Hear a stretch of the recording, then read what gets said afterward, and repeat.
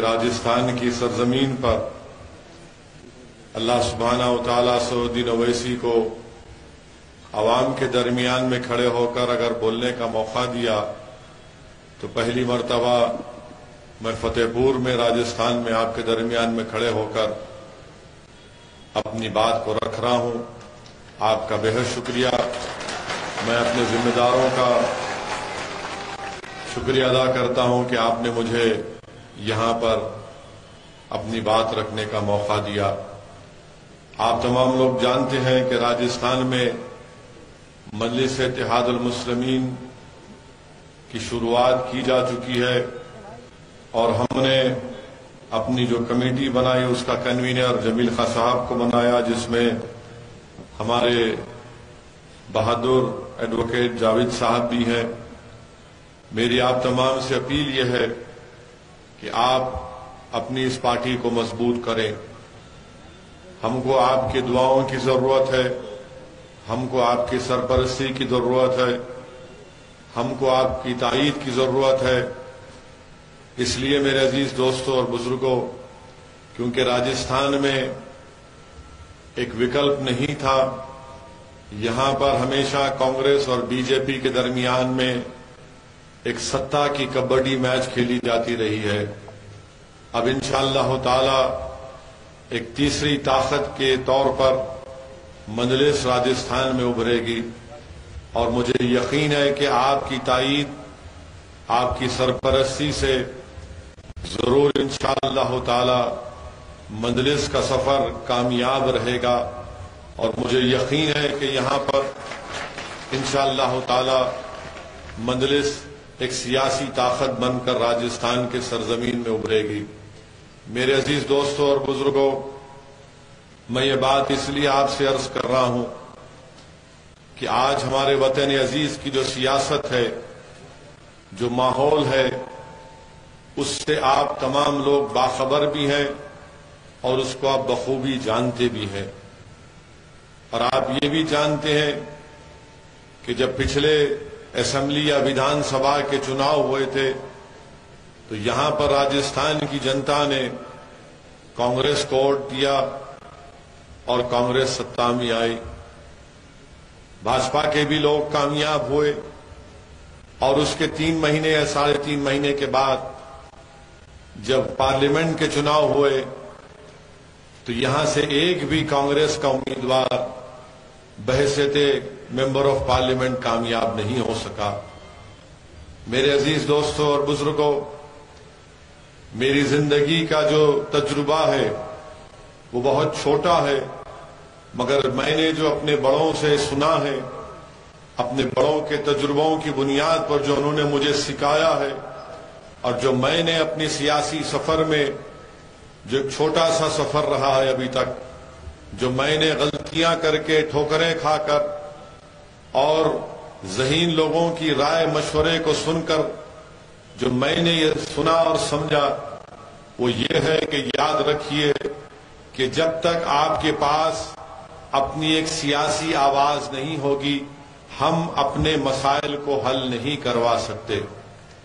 آپ برسوں سے ہم لوگ ووٹ ڈالنے والے بن چکے ہیں، مگر ہم ووٹ لینے والے نہیں بنے ہیں۔ کوئی یہ کہے گا کہ اس کی مثال کیا ہے، یا پھر ہم کو سمجھاؤ۔ میرے عزیز دوستوں اور بزرگوں، یاد رکھیے، جب تک آپ اپنے ووٹ سے اپنے نمائندے کو کامیاب نہیں کریں گے، آپ سے انصاف نہیں ہوگا۔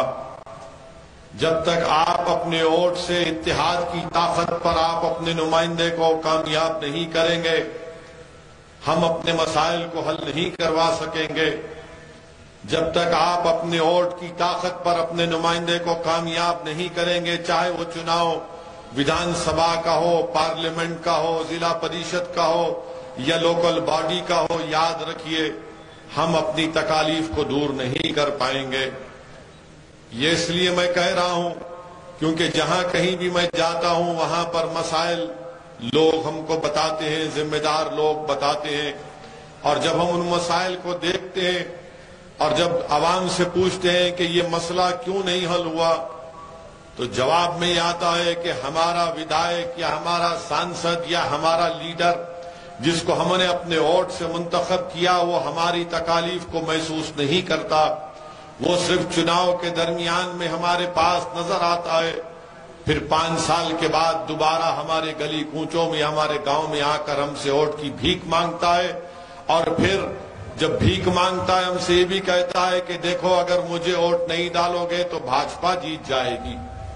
میرے عزیز دوستوں اور بزرگوں، ہماری زندگی کا مقصد صرف یہ نہیں ہے کہ ہم صرف ووٹ ڈالتے رہیں، اور جب ہم انصاف کا مطالبہ کریں، جب ہم سمان کی بات کریں، جب ہم حق کی بات کریں تو ہم سے یہ کہا دیا جاتا ہے کہ نہیں تم مسلمان ہو، تم سمان، عزت اور انصاف اور حق کی بات مت کرو، تمہارا کام صرف یہی ہے کہ تم ووٹ ڈال کر بھاجپا کو ہرا دو۔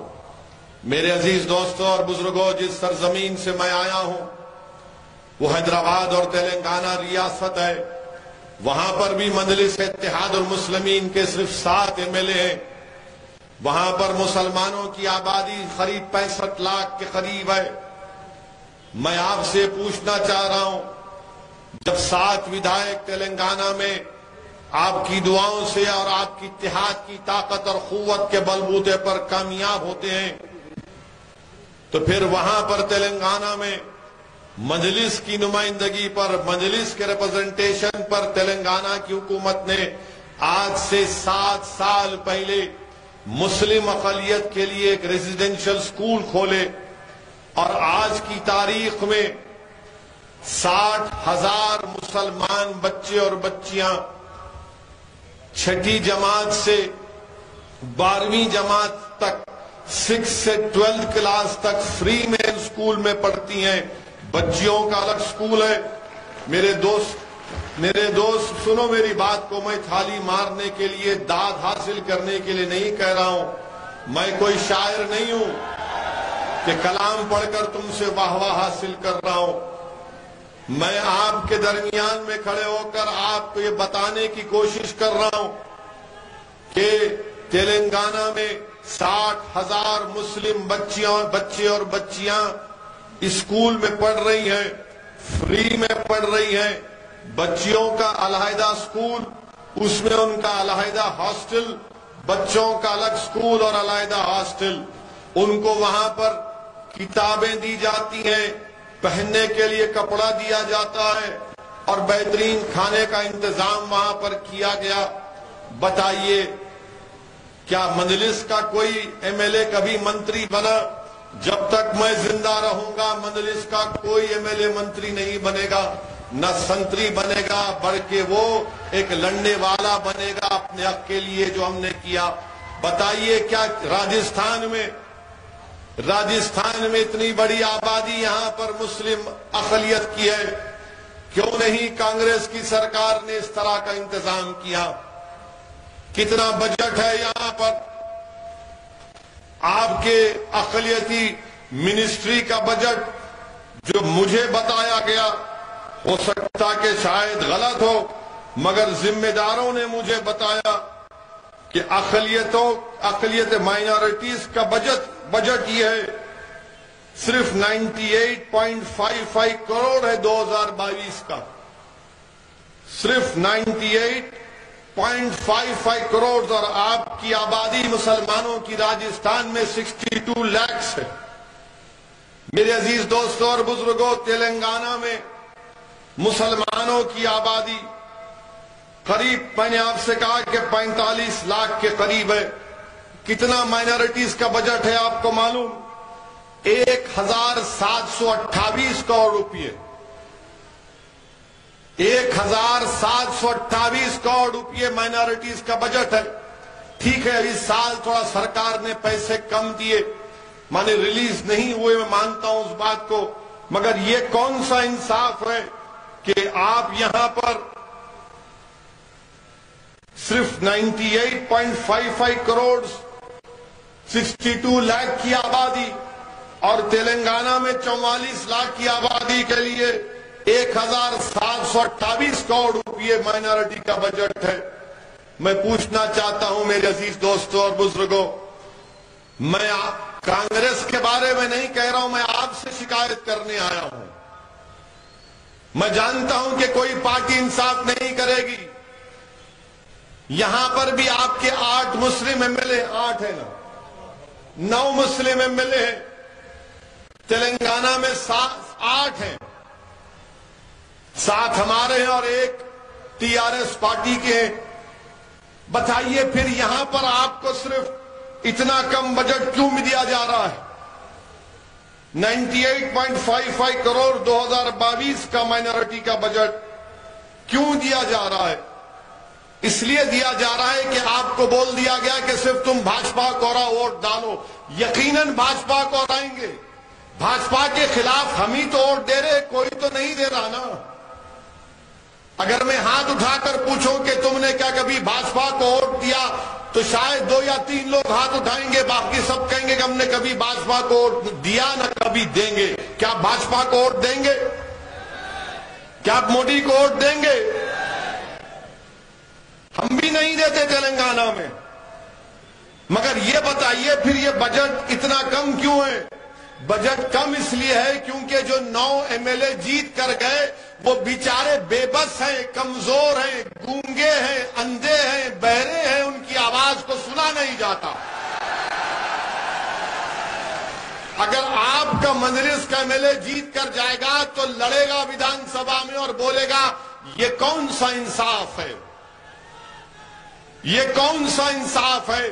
याद रखो मेरे अजीज दोस्तों और बुजुर्गों, मेरी जिंदगी का या आपकी जिंदगी का भरोसा नहीं है, मगर याद रखो अगर आप अपने हक के लिए नहीं लड़ेंगे तो कोई आपकी लड़ाई लड़ने वाला नहीं है। याद रखो, अगर तुम रोकर आंसू बहाकर ये समझोगे कि दुनिया तुम पर रहम करेगी, नहीं जालिम और जुल्म करेगा।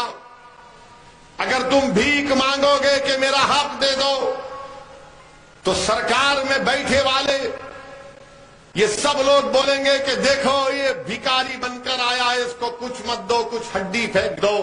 मगर अगर तुम बराबरी के लिए खड़े हो जाओगे, इन इख्तिदार की कुर्सियों पर बैठने वाले चाहे कांग्रेस हो या भाजपा, उनके सामने आंख में आंख मिलाकर कहोगे कि भारत के संविधान के मुताबिक मैं भी बराबर का शहरी हूं, मैं नाइंसाफी को बर्दाश्त नहीं करूंगा, मुझे अपना हक मिलना चाहिए तो हक मिलेगा। अगर आप सिर्फ चीखे मारेंगे, नारे मारेंगे, हक नहीं मिलेगा। आपको हक कैसे मिलेगा मेरे भाई? जब आप सियासी ताकत को पैदा करेंगे, जब आप सियासी नुमाइंदों को अपने जिताएंगे, तभी जाकर तो हम बात कर सकते हैं। मैं आपको और एक मिसाल दे रहा हूं, शायद किसी को पसंद ना आए, मैं तो बदनाम हूं कि जहां कहीं भी ओवैसी भाषण देता है, मेरे दुश्मन कहते हैं कि भड़काऊ भाषण देता है, कोई कहता है कि ये फुला बोलता है। मैं आपको जो कुछ कह रहा हूं सच्चाई को बयान कर रहा हूं, और अगर मेरी सच्चाई किसी को तकलीफ पहुंचाती है तो मुझे उसकी परवाह नहीं है। अल्लाह मुझे जब तक जिंदा रखेगा मैं सच्चाई को बयान करता रहूंगा और बयान करने की कोशिश करता रहूंगा। और सच्चाई ये है मेरे अजीज दोस्तों और बुजुर्गों, मैं हमारे राजस्थान के जाट भाइयों को सलाम करता हूं, मैं उनको सलाम करता हूं, उनकी सियासी शऊर को सलाम करता हूं।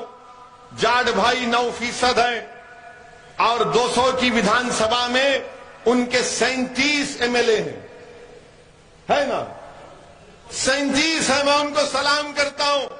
क्या राजस्थान के मुसलमान हमारे जाट भाइयों से सीख नहीं सकते कि वो 9% है और उनके 37 एमएलए हैं? मैं सलाम करता हूं राजस्थान के हमारे राजपूत भाइयों को कि वो आबादी का 6% हिस्सा है और उनके 17 विधायक जीत कर आते हैं। मैं सलाम करता हूं उनको। मैं आपसे यही अर्ज कर रहा हूं, जब वो कर सकते हैं तो आप क्यों नहीं कर सकते? अच्छा, ये जो आपके कांग्रेस से ये जो 8 एमएलए जीत कर गए हैं, जिनको आपने जिताया है, ईमानदारी से एक बात अपने आप से सवाल करिए, जब तुम उनको देखते हो तो तुम्हारा दिल तुमसे क्या कहता है कि ये मेरा नेता है या कांग्रेस का नेता है? किसका नेता है? आप खुद फैसला कर लो। اور جب تم اس دیوانے کو دیکھتے ہو جو 1000-2000 کلومیٹر سے دور آیا ہے تو آپ یہ کہتے ہیں کہ ہاں یہ میری بات کرنے والا ایک پاگل انسان ہے جو میرے جذبات کو سمجھتا ہے۔ مگر یاد رکھو میری زندگی کب چراغ گل ہو جائے مجھے نہیں معلوم، مگر میں یہ چاہتا ہوں کہ مجھ سے بہتر، مجھ سے قابل، مجھ سے جیالے اس شیکاوتی کی سرزمین پر مجلس کے پیدا ہو جائیں گے تو انشاءاللہ تعالی انصاف کے دور کا آغاز ہو جائے گا۔ اسی لیے ہم نے میرے چھوٹے بھائی جمیل کو ہم نے کنوینر بنایا ہے۔ یہ کوئی پارٹی کا نہیں ہے۔ جمیل کی قابلیت یہ ہے کہ جمیل تعلیم کے میدان میں کام کرتا ہے۔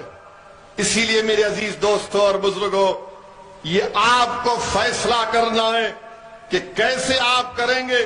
اچھا، ایک اور بات میں آپ کو سمجھانا چاہتا ہوں، اور آپ جانتے بھی ہیں کہ سب سے زیادہ اگر بچے اسکول سے باہر ہیں تو کون ہیں؟ 2017 میں ایک سٹڈی ہوئی تھی جس میں کہا گیا کہ مسلمان اور سکھوں کے بچے سب سے زیادہ اسکول کے باہر ہیں، مانے 44% مسلم بچے اسکول کو نہیں جاتے۔ کیوں نہیں جاتے؟ اسکول نہیں کھولے گئے ہیں۔ اگر اسکول کھولنے کا مطالبہ کرتے تو جو پارٹی پاور میں بولے گی مسلمان کے علاقے میں اسکول نہیں، تھانہ کھول دو تاکہ ان کو کنٹرول کیا جا سکے۔ یہ ملا لوگ، یہ بڑے میاں لوگ بڑے جذباتی رہتے ہیں، تھانہ کھولو پہلے ان کو، اور پھر اگر کوئی جا کر بولے گا کہ ٹھیک ہے تم نے اسکول نہیں کھولا تو کم سے کم اسپتال کھول دو، تو بولیں گے نہیں میاں کو اسپتال کی نہیں، شراب کی دکان کھولو۔ میرے عزیز دوستوں اور بزرگوں، یہ مثال آپ کے سامنے رکھ رہا ہوں۔ اور پھر آپ دیکھیے، ہم نے جمیل کو ایک سماج سیوک ہے، ہم نے مجلس کی ذمہ داری دی، بلکہ میں یہاں پر کھڑے ہو کر ہمارے گجر بھائیوں کو بھی سلام کرتا ہوں، میں ان کو بھی سلام کرتا ہوں، ان کی سیاسی شعور کو، ان کے اتحاد کو سلام کرتا ہوں کہ وہ 9% ہیں مسلمانوں کی طرح، مگر مسلمانوں کو ریزرویشن نہیں، مگر گجروں نے ایک نیتا کو چن لیا تھا۔ گجروں نے کروری سنگھ بینسلا صاحب کو اپنا نیتا مانا، ان کا انتقال ہو گیا، میں ان کے پریوار کو پرسہ دیتا ہوں۔ میرے عزیز دوستوں اور بزرگوں، آپ کو اپنے صفوں سے ایک نیتا کو چننا ہے، کوئی آسمان سے نہیں آئے گا، کوئی زمین سے نہیں نکلے گا۔ ریزرویشن ملنا چاہیے راجستھان کے ان مسلمانوں کو جو سوشلی اور ایجوکیشنلی بیکورڈ ہیں، ہم پچھڑے ہیں، ہمارا ریکارڈ ہے، سرکار کو دینا چاہیے، مگر کوئی سرکار نہیں دیتی۔ ریزرویشن ملنا ضروری ہے، مگر ریزرویشن نہیں ملنا خود ایک ناانصافی کی بہترین مثال ہے۔ میرے عزیز دوستوں اور بزرگوں، میری عزت دار ماں اور بہنوں، میری آپ سے اپیل ہے کہ آپ اس پر غور کریے، اور پھر یہ شیکاوتی کی سرزمین سارے ملک میں، سارے دیش میں مشہور ہے کہ یہاں سے ہر گھر سے کوئی نہ کوئی ایک بچہ بھارت کی فوج میں جاتا ہے، جاتے ہیں نا فوج میں۔ مگر اب آپ یہ میرے سوال کا جواب دو، بھارت کے پردھان منتری نریندر مودی نے جو یہ اگنی ویر کی اسکیم لے کر آئی، کیا یہ اچھا ہے؟ جو فوج میں جاتا ہے بھارت کی، وہ کیوں جاتا ہے؟ تاکہ دیش کی سیوا کر سکے، اس میں ایک عزت ہوتا ہے، ایک آنر ہوتا ہے، پورا گاؤں خوشیاں مناتا ہے اگر کوئی بچہ فوج میں جاتا ہے، پورے اس گاؤں کے لیے ایک سمان کی بات بن جاتی ہے کہ ہمارے گاؤں کا بچہ بھارت کی سرحد کی حفاظت کرنے کے لیے کشمیر میں بیٹھا ہے تاکہ پاکستان سے کوئی ٹیررسٹ گھس کر نہ آئے۔ سارا گاؤں خوشیاں مناتا ہے کہ اس گاؤں کا بیٹا چین کی فوج کے خلاف فولاد کی طرح کھڑا ہے۔ مگر ہمارے دیش کے پردھان منتری نے کیا کیا؟ کہا کہ دیش کی اگر خدمت کرنا ہے تو صرف 4 سال کرو۔ اب آپ بتائیے، پردھان منتری 2 بار پردھان منتری بن گئے، ان کو بھی چاہیے تھا کہ 5 سال کے بعد میں بھی ٹاٹا کر دوں گا، مگر وہ تو بولیں گے نہیں میں کبھی ٹاٹا ہی نہیں کروں گا، میں جب تک رہوں گا میں رہوں گا۔ مگر اگنی ویر کے لوگوں کا 4 سال۔ آپ بتائیے میرے عزیز دوستوں اور بزرگوں، یہ کیسا نظام، کیسا فیصلہ بھاجپا نے کیا؟ فوج سے ایک مذاق کیا جا رہا ہے۔ آج 50,000 بھارت کی فوج چین کی فوج سے آنکھوں میں آنکھیں ڈال کر کھڑی ہوئی ہے، ڈیپسانگ ڈیمچاک میں پیٹرولنگ پوائنٹ 15 کے پاس، ہاٹ سپرنگ کے پاس، اور بھارت کے پردھان منتری نے کہا کہ 4 سال، اور کیا کہتے ہیں 4 سال کے بعد تم کو 11 یا 14 لاکھ ملیں گے۔ پردھان منتری آپ کے وعدے 15 لاکھ کے پورے نہیں ہوئے، آپ کون سے 11 لاکھ 14 لاکھ کا وعدہ کر رہے ہیں؟ اور کہتے ہیں کہ 4 سال کے بعد اس میں سے تھوڑے 10% لوگ سینٹرل پیراملٹری فورس میں چلے جائیں گے، اور اس 4 سال کے بعد ایک 25-20% جو بھی پرسنٹیج ہے وہ فوج میں دوبارہ لیا جائے گا، یعنی 4 سال کی سروس اس کی قبول نہیں ہوگی، وہ نئے سرے سے شروع کرے گا۔ آپ بتائیے میرے عزیز دوستوں اور بزرگوں، وہ جو بچے اپنے سالوں تک تیاری کر رہے تھے ان کو بڑی مایوسی ہوئی ہے۔ دیش کے پردھان منتری سے ہم کہنا چاہ رہے ہیں، اگنی ویر یا اگنی پتھ جو بھی آپ کی اسکیم ہے یہ دیش کے ہت میں نہیں ہے۔ آج پاکستان اور چین مل کر بھارت کو للکار رہے ہیں، ایسے وقت میں یہ اگنی ویر اسکیم کو نہیں لانا چاہیے تھا، اس کو برخاست کرنے کی ضرورت ہے۔ یہ کون سی فوج ہوگی جو 4 سال کام کرے گا اور پھر اس کے بعد گھر کو آ جائے گا؟ پھر کہیں گے کہ نہیں اس کو CRPF میں یا ITBP میں لیا جائے گا۔ ارے ایک ریکارڈ پیش کرو، کتنا جھوٹ بولتے ہو بھاجپا والے، کتنا جھوٹ بولتے ہیں بھاجپا والے۔ ارے 10% تو کبھی نہیں لیا گیا جو لوگ فوج سے نکل کر سینٹرل پیراملٹری فورس میں جاتے ہیں۔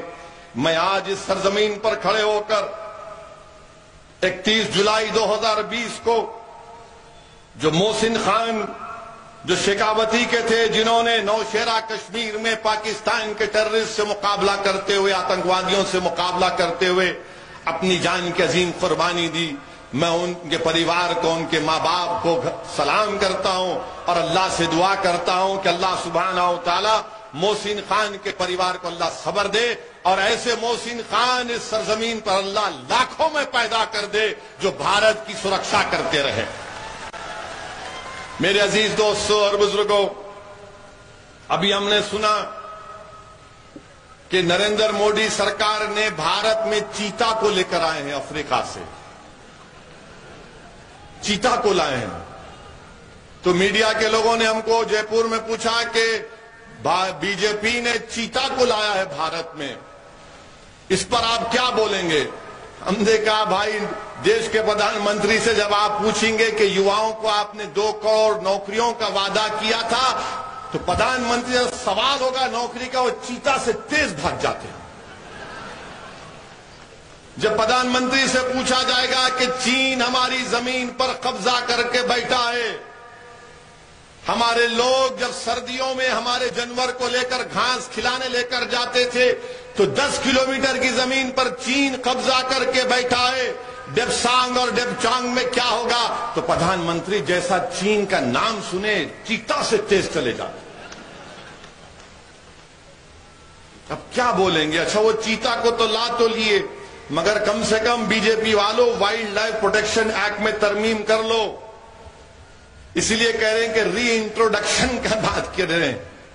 آپ بتائیے میرے عزیز دوستوں اور بزرگوں، ہمارے ملک میں 20 کروڑ لوگ روز رات میں بغیر کھانا کھائے بھوکے سوتے ہیں، روز 4,500 بچے، معصوم بچے مر جاتے ہیں کیونکہ اسپتال نہیں ملتا۔ بے روزگاری نوجوانوں کا مقدر بن گیا، پورے وشو میں، پوری دنیا میں سب سے زیادہ نوجوان بے روزگار ہیں تو بھارت میں۔ پیٹرول ڈیزل کی قیمتیں آسمان کو چھو رہی ہیں، اور دیش کے پردھان منتری نے جی ایس ٹی لگایا، اتنا لگایا جی ایس ٹی کہ اگر کوئی پینسل خریدے گا لکھنے کے لیے بچہ اسکول کا تو اس پہ بھی جی ایس ٹی، مانے پینسل پر جی ایس ٹی ہے۔ شمشان گھاٹ اگر بناتا ہے تو اس پہ جی ایس ٹی ہے، یعنی زندہ رہے تو بھی مصیبت، مر گئے تو بھی مصیبت۔ آپ بتائیے، پھر دیش بی جے پی کہتی ہے راشٹرواد کے اوپر کوئی کمپرومائز نہیں کیا جائے گا۔ ارے چین سے آپ کیوں کمپرومائز کر رہے ہیں؟ پھر چین ہماری زمین پر قبضہ کر کے بیٹھا ہے۔ پردھان منتری نے کہا تھا کہ نہ کوئی گھسا ہے نہ کوئی گھسے گا، تو 16 راؤنڈ کی بات چیت کیا بات چیت تھی؟ ولیمہ ہو رہا تھا چین سے بات کرتے ہوئے۔ 16 بار بات کیے چین سے، کیا بات کیے جب گھسے نہیں نہ کوئی گھسے گا؟ میرے عزیز دوستوں اور بزرگوں، آج ہماری بھارت کی اکانومی برباد ہو گئی۔ دیش بی جے پی کے پاس فوج کو پیسہ نہیں ہے دینے کے لیے، اس نے اگنی ویر اگنی پتھ کی اسکیم لے کر آئے۔ اگر پیسہ ہوتا تو یہ 4 سال کی یہ اسکیم نہیں لاتے۔ آپ بتائیے، جو فوج کا سپاہی ایئر فورس آرمی نیوی میں جاتا ہے اس کے لیے ایک بڑی عزت کی بات ہوتی ہے، آج اس کو دیش کے پردھان منتری 4 سال کر دیے۔ میرے عزیز دوستوں اور بزرگوں، دوسری بات آپ سے عرض کرنا چاہ رہا تھا، کیونکہ یہ پہلا جلسہ ہے، آخری نہیں ہوگا، میں دوبارہ آؤں گا انشاءاللہ تعالی، کیونکہ جب پہلا جلسہ ہے تو ہمارے ایک بہت بڑے بزرگ ہیں جس کو اپنا شیخ مانتے، انہوں نے مجھ سے کہا، میں نے ان سے پوچھا تھا کہ تقریر کیسی کرنی چاہیے، تو انہوں نے کہا کہ قرآن شریف کا پہلا سورہ سورہ فاتحہ اور آخری سورہ قل اعوذ برب الناس، تو تقریر کا شروعات ایسی ہونا اور ختم ایسی ہونا۔ تو مجھے بات سمجھ میں نہیں ہے، بعد میں ہمارے بزرگوں نے سمجھایا کہ بیٹا تمہارے سر کے اوپر سے گئی اور اس کا مطلب ایسا ہے۔ تو بہرحال میرے عزیز دوستوں اور بزرگوں، آپ سے عرض کر رہے ہیں کہ کانگریس پارٹی تو اب اللہ ہی مالک ہے ان کا۔ مکھیہ منتری کے تعلق سے ان کا کوئی منتری ہے جس نے کہا کہ راجستھان میں صرف 2 نعرے لگیں گے، ایک راجیو گاندھی امر ہے، دوسرا اشوک گہلوٹ فلاں فلاں فلاں۔ یہ کیا بات ہے بھائی؟ اشوک گہلوٹ مکھیہ منتری ہیں، بادشاہ سلامت تو نہیں ہے نا؟ جب ہم نریندر موڈی مرد آباد کے نعرے لگا سکتے ہیں تو اشوک گہلوٹ مرد آباد کے بھی نعرے لگائیں گے؟ جمہوریت ہے مگر ان کا منتری بولتا نہیں لگا سکتے۔ اچھا، ان کا ایک اور منتری بولتا ہے کہ جب میں لڑنے پہ آ جاؤں گا تو کوئی نہیں رہے گا۔ بھائی صاحب، کیا آپ کے پاس مشین گن استعمال کریں گے آپ؟ کانگریس پارٹی تو ماشاءاللہ سرکس بنی ہوئی ہے راجستھان میں۔ بیٹھیے، دیکھ تماشا دیکھیے، ایک سے ایک جوکر ہے یہاں پر، ایک سے ایک ہے ماشاءاللہ سے۔ اچھا، ہم جتنے بار جے پور کو آئے پارٹی کی میٹنگ کرے، اتنے انٹیلیجنس کے لوگ ہمارے پیچھے لگا دیے کہ ایک دن ہم ہوٹل میں تھے تو ہم نے کہا کہ بھائی صاحب اندر بیٹھیے، ٹوائلٹ میں بھی آ کر دیکھیے کیا کرتے ہم۔ نہیں، نوکری کرو مگر اتنا ایسا بھی تو مت کرو۔ آج نہ تو ہمارے سسرے ہیں، ہماری شادی ہو چکی ہے، اب تو کوئی دریافتی بھی کرنے کی ضرورت نہیں، ایک کافی ہے ہمارے لیے۔ ہر جگہ کیا ہو رہا ہے، مجلس کیا کر رہی ہے، جمیل کیا کر رہا ہے، ہمارے وکیل صاحب کیا کر رہے ہیں، کوئی بات ہے؟ ارے اپنے گھر کی فکر کرو، اپنے گھر کی فکر کرو۔ اور ہمارے جانے کے بعد کانگریس کے لوگ ضرور بولیں گے آپ کو کہ اویسی آئے تھے یہاں پر، یہ ووٹ کاٹنے کے لیے آئے ہیں۔ میں ان سے پوچھنا چاہ رہا ہوں کہ جب تم کو ستا ملی ویدھان سبھا کے چناؤ کے بعد، جب پارلیمنٹ کے چناؤ ہوئے تو اشوک گہلوٹ کے بیٹے کو الیکشن میں کیوں شکست ہوئی؟ وہ کیوں ہار گئے؟ ہماری وجہ سے ہارے وہ۔ جب مکھیہ منتری کا بیٹا ہار گیا تو کس نے اس کو دھوکہ دیا؟ کس نے دھوکہ دیا ان کو؟ میرے عزیز دوستوں اور بزرگوں، یاد رکھیے، آپ اپنے نمائندوں کو منتخب کریے تاکہ آپ کی لڑائی کوئی لڑ سکے، کوئی آپ کی آواز اٹھا سکے۔ کوئی ہمارے نوجوانوں کو مایوسی سے بچا سکے، کوئی ہمارے نوجوانوں کے حوصلوں کو بلند کر سکے، کوئی ہمارے نوجوانوں کو ان کی منزل دکھائے، کوئی نوجوانوں کو بھارت کی لوکتنتر میں ان کے بھروسے کو اور مضبوط کرے، بھارت کے سمویدھان کی خوبصورتی کو کوئی سمجھائے کہ بھارت کے سمویدھان میں سب برابر ہیں، کوئی بڑا چھوٹا نہیں ہے۔ میرے عزیز دوستوں اور بزرگوں، آپ کے اس یہاں پر ویدھان سبھا میں وقف کی زمین کا ایک بہت بڑا مسئلہ چل رہا ہے۔ وقف کی زمین پر بہت سے لوگ کنٹرول کرتے ہیں۔ اگر آپ یہاں سے مجلس کو مضبوط کریں گے تو انشاءاللہ تعالی وقف کی زمین اس کے واقف کے منشے کے مطابق استعمال کی جائے گی۔ میرے عزیز دوستوں اور بزرگوں، آپ سے اپیل کر رہا ہوں کہ یہ آپ کی پارٹی ہے، اس کو آپ کو اپنی دعاؤں سے، اپنی محنت سے اس کو مضبوط کرنا ہے۔ یاد رکھیے میرے عزیز دوستوں اور بزرگوں، میں خاص کر سے ہمارے بزرگوں سے اپیل کر رہا ہوں، یہ جو لڑائی ہم آج لڑ رہے ہیں یہ ہماری لڑائی نہیں ہے، ہماری زندگی ہو چکی ہے۔ یہ لڑائی ہم ان نوجوان بچوں کی لڑائی لڑ رہے ہیں تاکہ وہ جب اس دنیا میں آئیں گے وہ ناانصافی کا سامنا نہ کرے جو ہم نے اپنی جوانی میں سامنا کیا تھا، جو ہم نے تکالیف اٹھائی تھی، ہمارے بچے آنے والی نسل ان تکالیف کو نہ اٹھائے۔ اور اسی وقت ممکن ہوگا میرے بھائی جب آپ اپنی ایک سیاسی طاقت بن کر ابھریں گے۔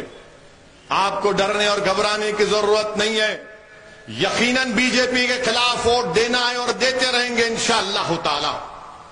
ہماری گاڑی پر گولیاں چلائی گئی تھی اتر پردیش کے چناؤ میں، اور گولی چلانے والے نے ٹی وی کے انٹرویو میں کیا کہا تھا کہ اویسی بہت زیادہ بولتا